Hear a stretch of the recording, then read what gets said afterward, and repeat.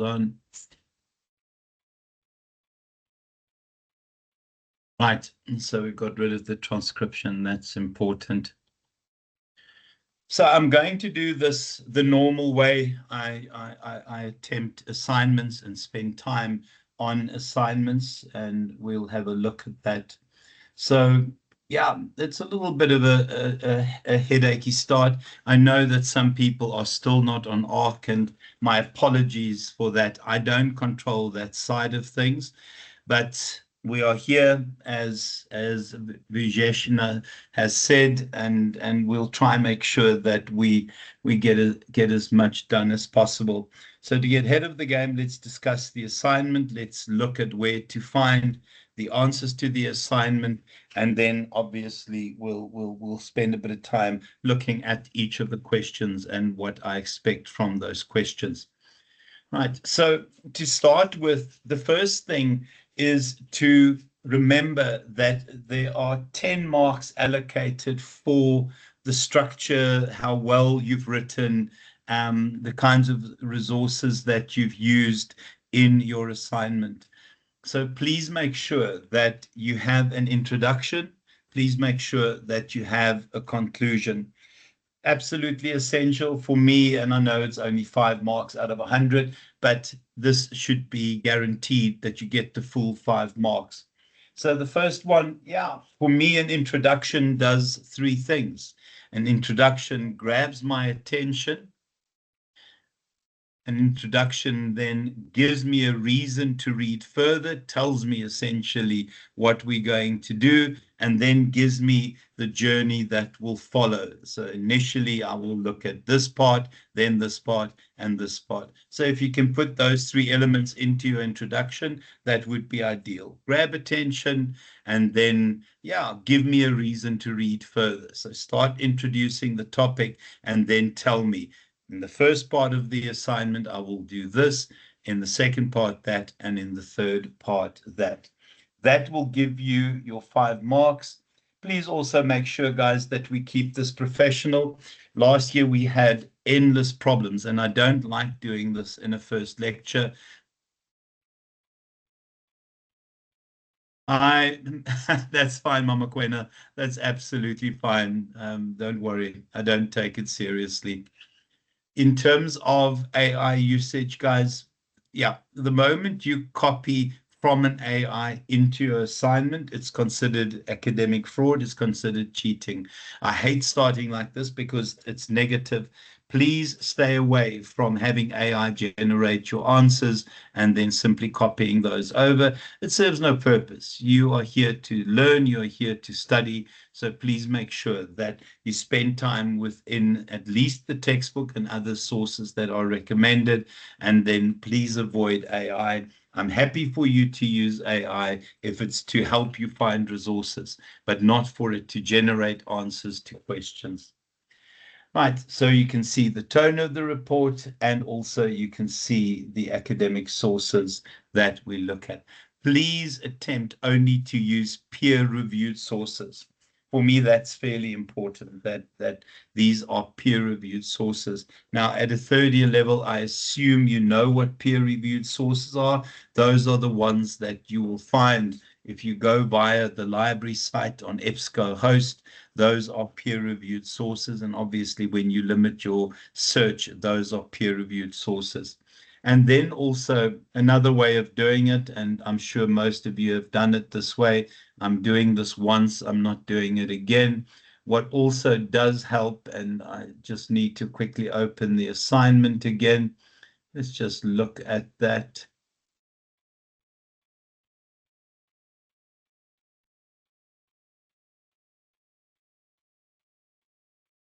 Okay, and this is not the first time they've used drip as an assignment. Yeah, okay. So before I even do that, guys, Indeed is not a peer-reviewed source. Do not use Indeed as a reference. It is not a peer-reviewed source. I don't care that it's recommended reading. Stay away from that. We should not be using that. This is not a peer-reviewed source. please stay away from it. Honestly, we need to be more professional in this. This is not a peer-reviewed source. Please stay away from that one as well. Yeah, I don't mind this one so much. Okay, drip, you can use these kind of sources when it comes to discussing the actual business. So I'm not too fussed about that. So here is the question, and it talks about the business level strategy that they adopt. Just to show you another way to do a search, for me, this works pretty well. Business level strategies, and then you type in, and you can do this for anything that you search for, scholarly articles. Generally, those would give you decent returns in terms of peer-reviewed articles. You can see what I've generated there by just doing that. Hopefully that opens for us. And you can see just by doing that, I found a significant number of articles. You can do that for any search, literally any search that you imagine. And it just makes it easier if you can't get into EBSCOhost, or if you don't know how to use EBSCOhost effectively yourself. So if we look at the first one, and I'm going to do the assignment prep as I always do, we're going to look at the business level strategy adopted by Drip Footwear. For you, you need to go to Learning Unit 1.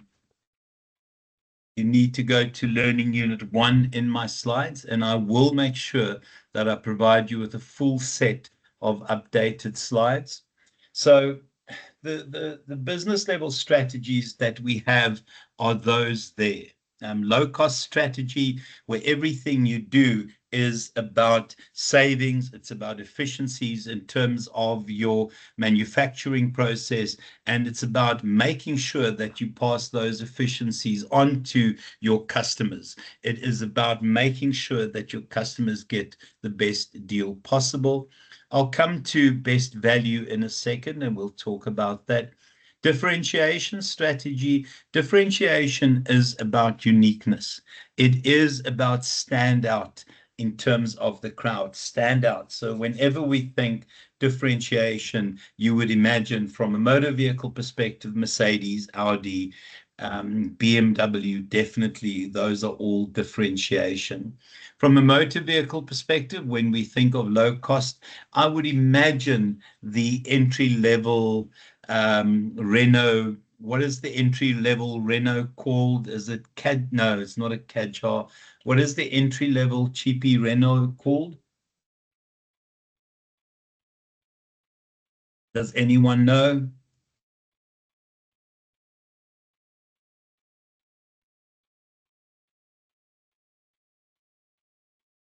Yeah, I don't know.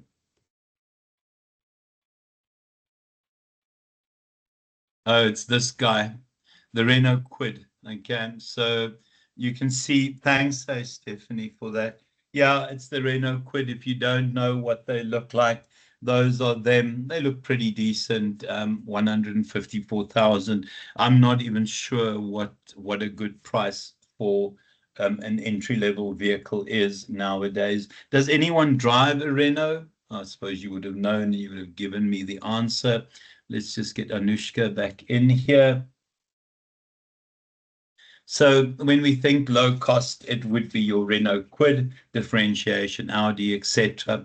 And then we get focus best value and focus cost. So in terms of focus cost, this would be an entry level vehicle that is not your 150K. Yeah, I suppose that's what they start at. Focus cost would be even cheaper than that. They would be for a small group of individuals who would be interested in that. I remember at some point Datsun was sold in South Africa. For me, that was not going to appeal to a broad market, and certainly we would consider that a focus cost, where the Renault Kwid does appeal to a far bigger market. Best value would be those kinds of products where they combine value for money with quality. So my apologies for that. So when we think of best value, you tend to think of making sure that we are as efficient as heck, that we pass those efficiencies on to our customers in terms of cost savings, but we give them significant enough bling to actually stand out from the crowd. So for me, a best value vehicle, Toyota always fits that kind of niche, definitely fits that kind of niche. In terms of focus, best value, I would imagine that it would be the slightly more upmarket Renault vehicles. We don't. What are people in the waiting room? I don't even know how to do that. Chris, where is that? Oh, shucks, sorry, I didn't see that. People, are there people in the waiting room? Oh my word. What is going on here?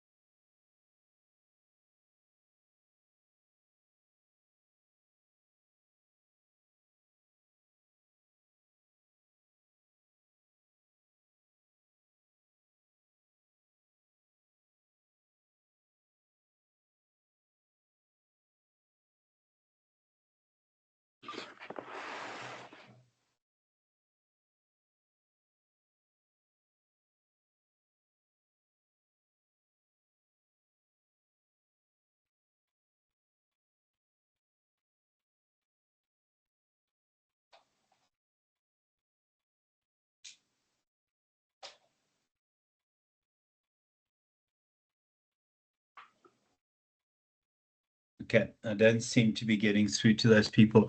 Guys, my apologies for the waiting room thing. I can't understand that. I suppose you guys aren't part of the system yet. I don't understand why this is happening.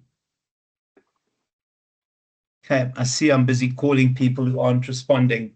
My apologies for that. Was anyone waiting in the waiting room and couldn't get in? I see that someone's joined on their phone now, Henny. They're still in the Okay. waiting room on their PC, so I'm not sure what's I going on. cannot understand. You see, we weren't told that we were told this would not happen. Sorry, guys, I'm having a moment. Go for it. But people aren't coming in when I'm telling them to come in, you see.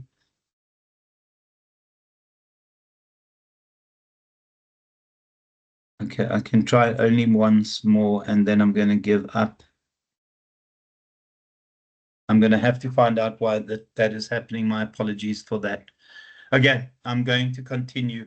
So, and then, yeah, in terms of those different vehicle options, here it would be the Renault Kwid.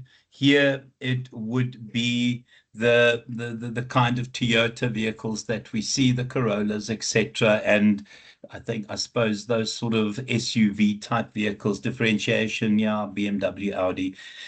Focus best value, definitely Renault, but the more upmarket Renault, they don't sell significant numbers in South Africa, at least. Focus cost, very difficult to find one, but I think back in the day, those Datsuns would have fit into that. So we can go through the same process in terms of fast food, and I'm going to need help because I'm not much of a fast food eater. What would be a low-cost fast food provider in South Africa? Who would be a low-cost fast food provider in South Africa?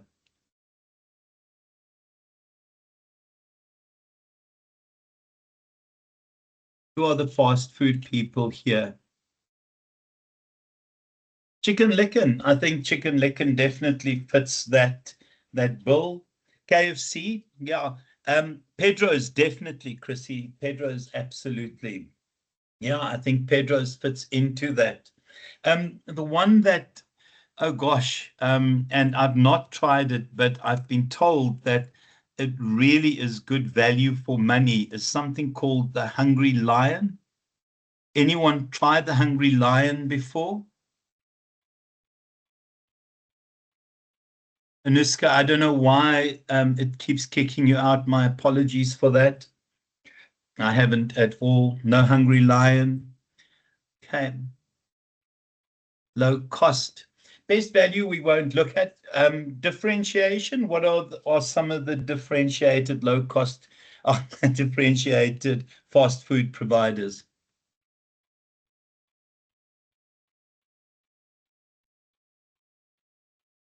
I think Nando's would fit into that. I think Nando's considers themselves quite differentiated. The theory around McDonald's is that they are differentiated, that they are unique. Now, these best value, yeah, I would have put KFC maybe as a best value. Fisher Steers, yeah, absolutely. And then, guys, yeah, focus cost. I can't. I'm from Pietermaritzburg, and we have a place called Karanichas here. And Karanichas, you can buy a meal for 20 Rand and they'll give you cool drinks and things like that. Okay. And then focus best value, I can't think of those. So when we look at drip footwear, you're going to find that you are going to place them somewhere between, I think they are significantly unique enough to go into a differentiation strategy. So when you answer your assignment, I would imagine you are looking at slides 26, 27, 28, 29. You can also, if you want, and I will accept both, you can also look at suggesting that they are best value.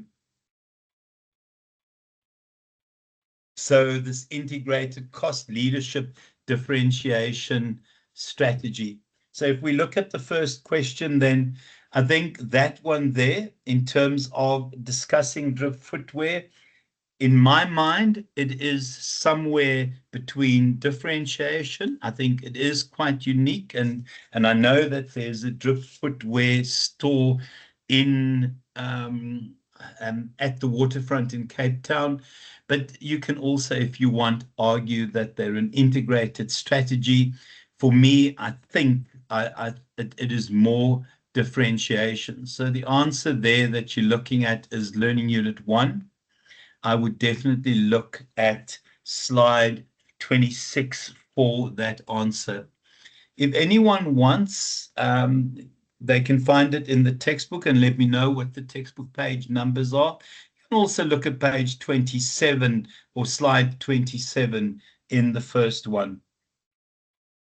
Right. So if we go then through the question, advantages and disadvantages of that strategy. If you are going to go with differentiation, advantages are on slide 28, and then disadvantages are on slide 29.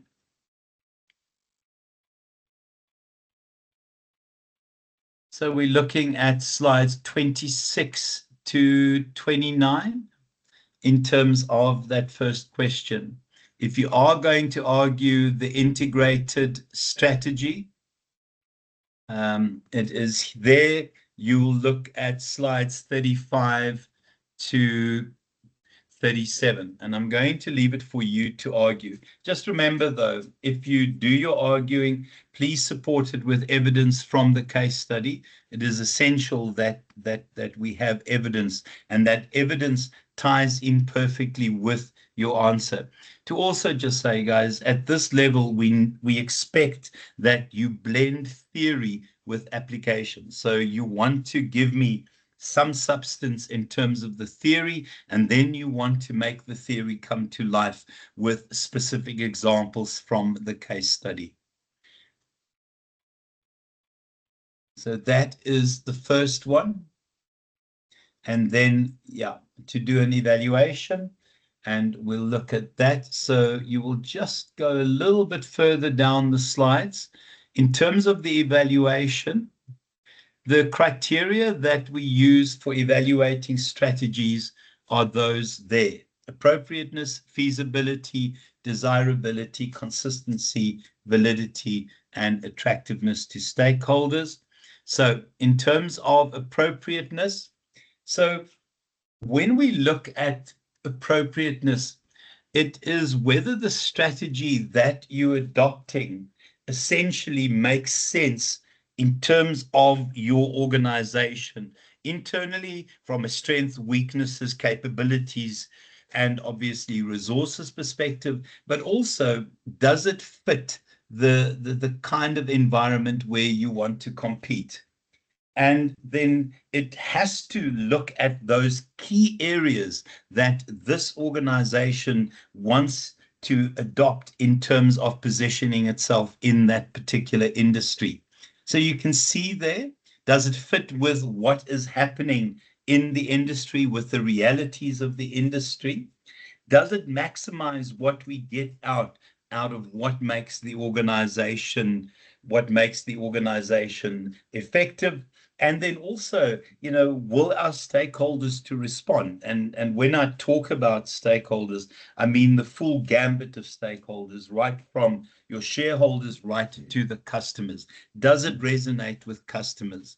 So in terms of appropriateness, does this strategy make sense in terms of the business as it stands, but also as it stands within the context of the external environment? Everyone okay with that one? Any questions at this stage?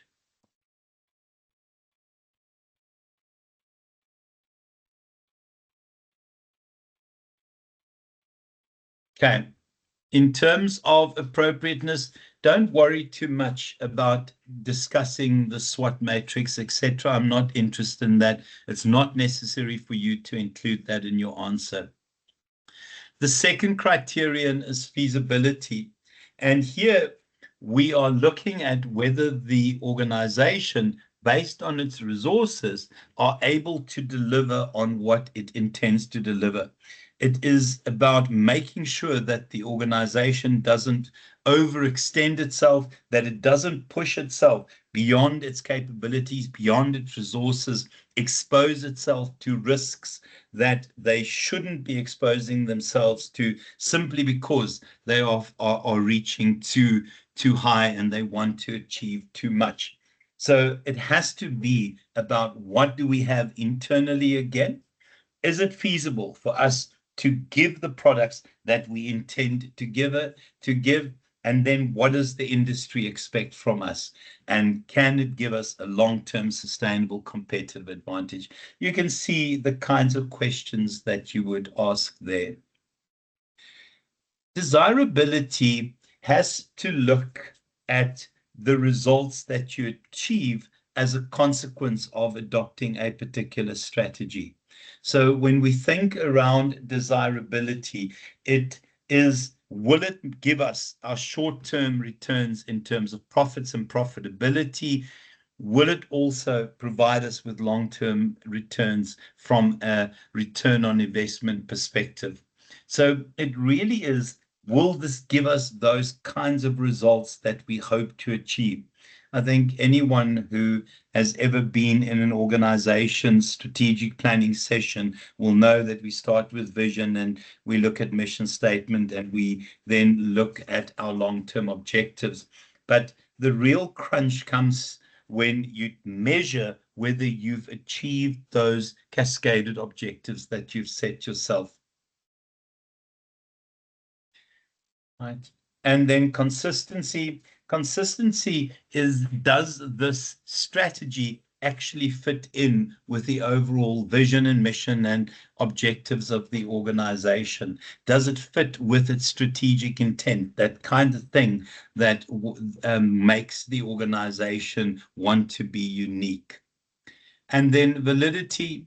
Validity is when you look at your strategy, but you ask yourself the question, when we created the strategy to compete in this market with this particular set of goods, what were our assumptions and how accurate were our initial assumptions? So here, those assumptions are about stats and numbers, and you can argue about market size, changing needs within the market, customer expectations, etc.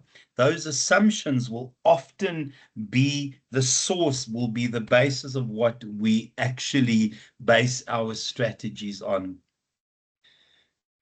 The last one is this attractive to our stakeholders?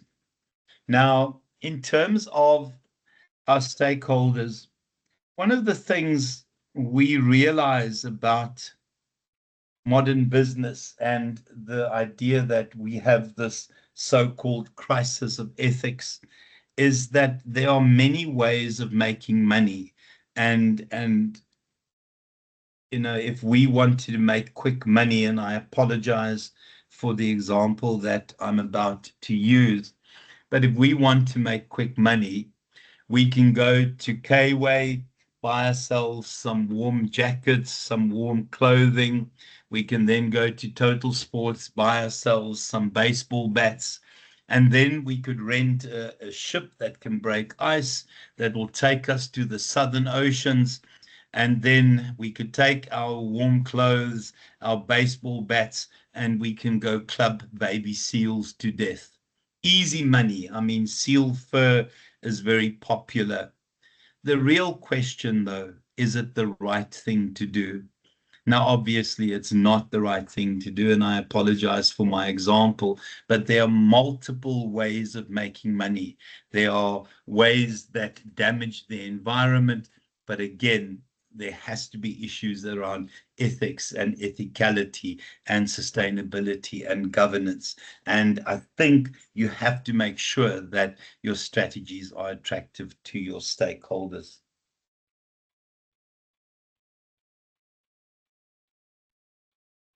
And then, yeah, based on that evaluation and using those criteria, does that strategy make sense to Drip Footwear?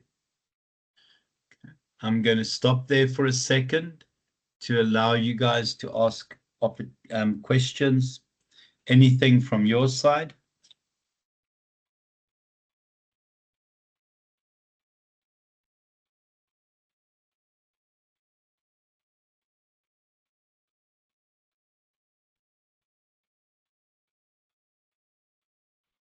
Everyone okay with that? Okay, thanks, Claudine. Thanks, Aniska. Right, clearly we're moving on. Thanks, Annalene. Right, to just say, this is what we use to mark. I copy this across into the rubric, and I use this rubric to mark. Yeah, Vijeshna, you have to get to the point. I think it's about editing and brevity. Yeah, it's a tough one, but stay within the word count, guys, because the moment you go beyond, yeah, concise, the moment but not so concise that you're not answering the question. But the moment you go beyond the word count, people start building in and it becomes waffle and nonsense like that. But there has to be some editing. Yeah, 400 to 500 words. How much in pages is 400 to 500 words? Is it about 2 pages? I'm not even sure. Yeah.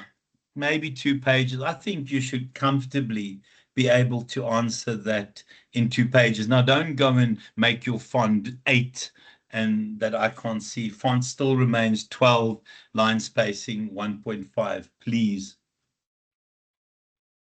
And please include your word count. Can I also just say, as much as I'm supposed to be strict around this, I give 10% leeway. So if you add 10%, if you 50 or so words over, it's really not going to bother me. Okay. So work on a 10%. Yeah, I'll turn a blind eye to 10% extra. Please. Yeah. And just to say, guys, please look at this. The one thing about transitioning from second year to third year, in second year, we are concerned about theory. In third year, we are concerned about blending theory with application. But please note where the majority of the marks are. You should also, based on that rubric, be able to mark yourself and give yourself a mark. So please make sure that you spend a bit of time looking at that.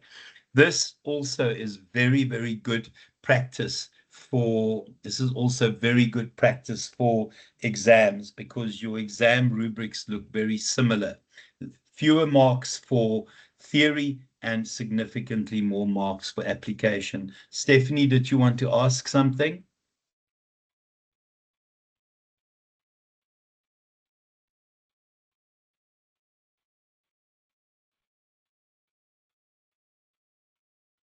Okay, obviously not. Right. Yeah, the next one, corporate level strategy. Guys, yeah, I've business level strategy. I have not got to the corporate level strategy slides, but what I'll do is if you don't mind, will cherry pick the right slides and share it on the group. Are you guys okay for me to do that? So I actually will give you the slides that you can use for the second question. I will update that. Okay. Hi, Anuska. I'll make sure that I do that, guys. Okay, perfect. So in terms of corporate level strategy, just to quickly look at it, and it is my oldest slides. So in terms of the corporate level strategy, grand or master strategies, these are the strategies that take you to your long-term objectives, and obviously long-term objectives being those more specific strategic goals. And then they want us to look at the corporate level strategies. I will take out the slides, or I will update them and let you have them. Corporate level strategy, I don't believe there will be significant changes. I'll just refresh the slides. The corporate level strategies that are available are those there. Okay, so if you look at slide 8 in Learning Unit 3, those are the key corporate level strategies. The corporate level strategies generally will be your growth strategies. If we think of where DRIP is in terms of the description here, it is likely that it will be one of the growth strategies, and we'll chat about it when you've had a chance to read the case study and we start talking about it on the WhatsApp group. Market penetration, or let's start with organic growth. Market penetration is about staying with existing products, but somehow through processes of advertising, trying to reach additional customers. So often market penetration has to do with unsaturated markets. Consolidation is where you're in a business and the environment externally is quite tough. The economy is quite tight. It's a bit of a hold and maintain. So what you do in terms of your consolidation is you make sure that you keep your existing customers. So again, it's through communication, reminding them that, we are still here. Remember how good the quality of the products are that you've got from us. And remember, when you want to replace, please come back to us. It stays with having your same products, but this to me is a hold and maintain strategy. This one here is where there is an unsaturated market and you try and reach those customers that have not adopted, a particular brand to support. Market development is where you take your existing product and you move it into new markets. I mean, silly examples, and we'll chat about these examples again, but we know that Southern Sun Hotel, South Africa, has gone into the Middle East. We know that Netcare has gone into the Middle East. I mean, obviously, one of our more famous exports is Nando's. Nando's started in Joburg, went South Africa wide, and now is in the UK as well. So where you go and find new markets for existing products. In terms of product development is where you keep updating and refreshing your products. And I see that in this textbook they've taken out innovation, which is good. So product development would be where you have an iPhone 14 and somebody goes and launches an iPhone 15. Product development is where you add additional features to a vehicle into a motor vehicle, for example, to extend its shelf life. Diversification. Now, there are two forms of diversification. Related diversification means that you stay with your core technologies.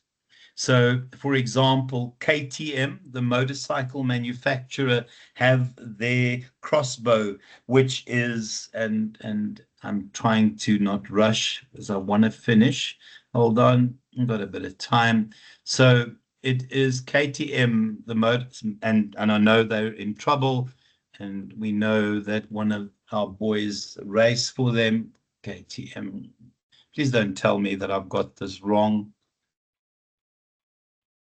Okay, it's that guy there. So what KTM did is they had a pretty good recipe for success, and they used current technologies and built a motor vehicle. Volkswagen, a good few years ago, introduced their Amarok and introduced a Bakkie. Mercedes attempted to introduce a Bakkie. It failed dismally and it disappeared very quickly. Hyundai, for example, known for SUVs and vehicles. I see that Hyundai's double cab 4x4 Bakkie has landed in South Africa. So the difference between your related and unrelated diversification. Related, we stay within our core technology. Unrelated diversification is where we move away from our core technology. So we see that in highly diversified organizations. So if we take Virgin, for example, now we know that Virgin started off as obviously a student magazine, and then we had the record store, etc. But if we look at the Virgin Group, I'm hoping that it will give us the full set of its subsidiaries. Okay, now it's telling us, apologies.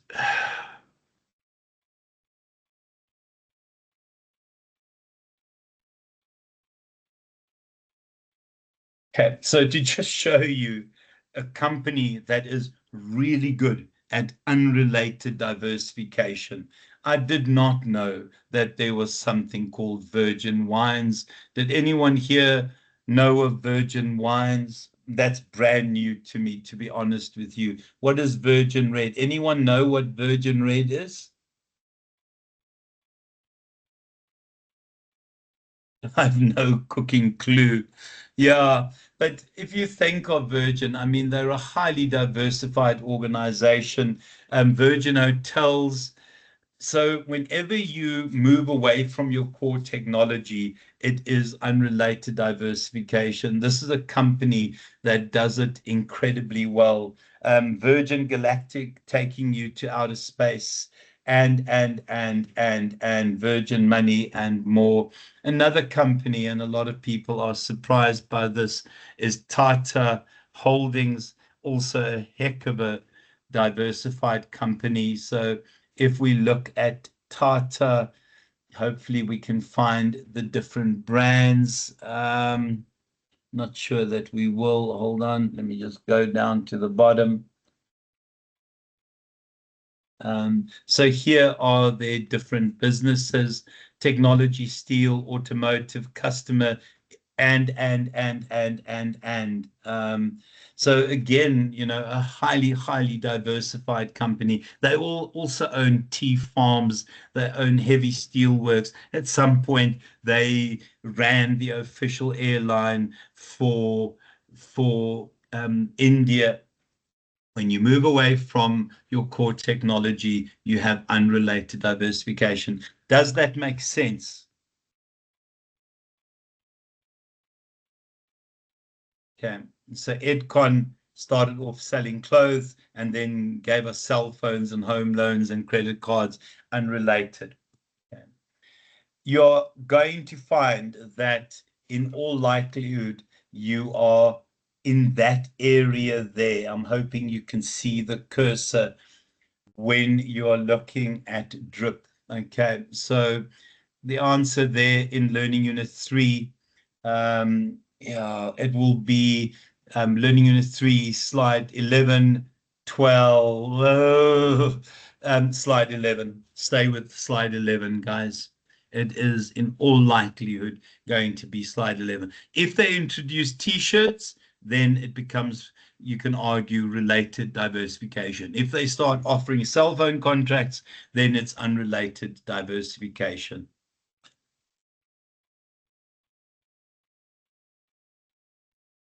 Just to go back to the assignment.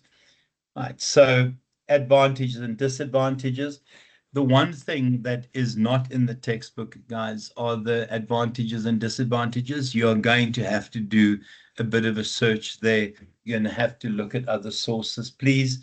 And then an alternative. I would talk about market development and I would use product development as our alternative. You can use anything as long as you can argue with evidence your answers, okay? Again, you can see here 20 and 20. So here they've given us a little bit more recognition for the theory that we use, and then application also 20 marks. And then the last one, okay, 5 strategic triggers, and then yeah, that will be learning unit. Yo, hold on a second. Okay, so it's learning unit 2. I have updated that. Yeah, you see, and this is why I kept these slides, and my apologies for that, guys. This is not in the textbook, but I saw that that they had that question, and I just kept the old slides from the old textbook in here. Okay, there they are. Okay, the 5 strategic triggers. So yes, it's what I shared is messy, and I shouldn't have shared it, but I did see that it's not in the new textbook. This is from the old textbook, the previous edition. So you'll see it. It looks a bit dodge on your load there. Gosh, it looks like that. And I know that it's a bit messy, and my apologies, but it's that mess that you see there, that unnamed thing, and I can't remember which slide it was. And it is slide, whatever this is, slide 25. So yeah, there it is. I've kept that in because you, just as an aside, I don't know. I think they might not have had this new textbook when they did the assignment. So those are the 5 triggers there. Yeah, let me have a glance at that. And there are the marks. It's only 10 marks, but 10 marks is a lot. Okay. And then, yeah, summary there. My suggestion is get going as soon as possible. Now that I am on ARC, I will upload, I'll update all the slides, and it will be a little bit more organized. But yeah, I think we'll be on track. Any questions in terms of the assignment at this stage?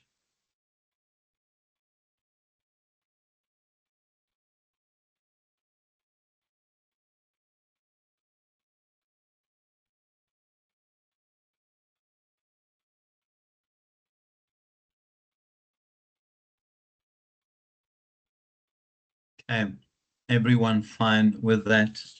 Okay, right, Vijeshna, that's absolutely fine. Guys, my suggestion is start sooner than later. So yeah, this recording takes a moment to save. I will share the recordings once I've posted them on YouTube. I have got a YouTube channel. If you want to start looking, no, I won't share the YouTube channel yet because I have got older videos from last year on there as well, but we'll obviously put brand new videos all the time. Okay. If there are no questions, I'm going to stop the recording, guys, and then start with the first lecture, if everyone is okay with that.